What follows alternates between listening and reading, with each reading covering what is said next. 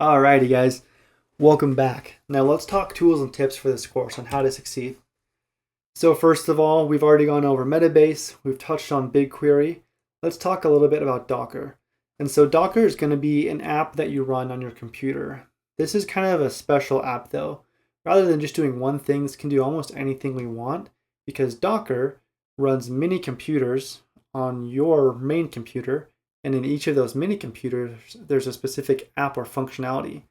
For our case, that app is going to be Metabase that this mini computer hosts on it. And so you'll be able to connect straight to that and do anything that you want pretty much in Metabase. Docker can be complicated. We won't make it that way though, just because we really only need it for one use case. And so let's talk a little bit more about Metabase, what it is and what some of its attributes are. And so first of all, Metabase is open source, meaning it's free. Anyone can download it and use it, pretty much all of its features without paying a cent. The second thing is that it's easy to use. Overall, it's very, very simple, straightforward, and just a dream to work with. This is kind of thanks to the GUI. A GUI is just a graphical user interface, meaning that there's no code. And so this is actually what some of the GUI looks like, and this is a final product or a dashboard. This is what you'll be able to crank out in probably less than an hour once we're done with this course. And lastly, it's very versatile. You can connect Metabase to almost any data source. It has a wide variety of things. You can share it, you can create permissions. You can even, once you get into the premium version, you can even customize the look and feel of it. There are just a ton of options and more being added almost every day. And so now let's touch on BigQuery a little bit. So first of all, BigQuery, like Metabase, is very cheap. And for us, it'll actually be free. And even when you start getting into the paid version where you're hosting terabytes and terabytes of data, it's far cheaper than a lot of other options out there. Secondly, like Metabase, it's simple and straightforward. It's pretty intuitive to use, and I think you'll see that once we start playing around with it.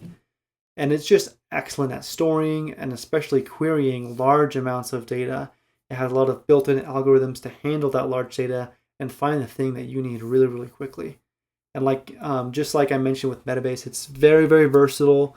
You can connect it to almost any data source. There's a wide variety of features built into it as well.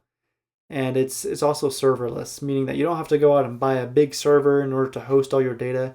You can just connect straight to it and you're good to go.